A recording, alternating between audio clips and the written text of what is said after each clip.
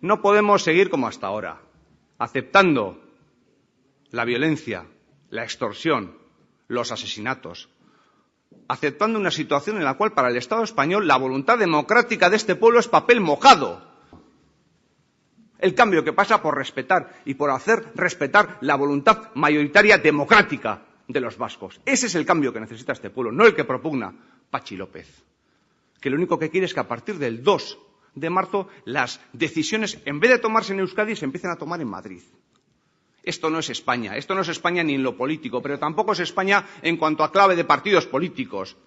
Aquí no hay solo dos formaciones políticas, aquí hay muchas más. Entonces es una estrategia para intentar aparecer ante el electorado abertzale como la única opción posible. Pero aquí sabemos que eso no es cierto, y aquí sabemos que a partir del 2 de marzo se va a producir ese acuerdo entre el PNV y el Partido Socialista de Euskadi.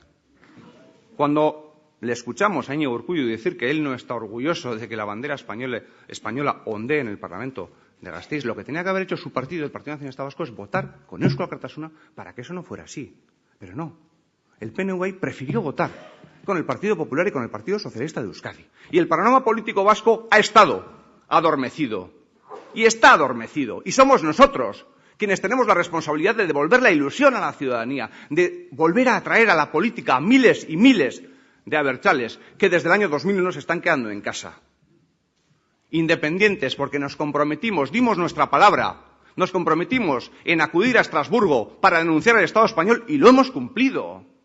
Independientes, para denunciar las irregularidades que se cometan.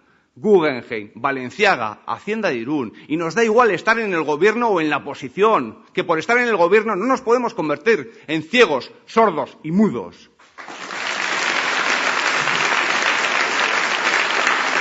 Independientes, para superar el marco actual, un marco que nos limita, que nos niega las herramientas necesarias para hacer frente a los retos del futuro. Independientes, para avanzar hacia un nuevo escenario político en el cual todas las opciones políticas, también las que defendemos nosotros, que somos independentistas, se puedan no solo defender, sino llevar adelante. Independientes también para decirle a ETA que ya basta, que nos dejen en paz, que desaparezcan, que nos dejen hacer política.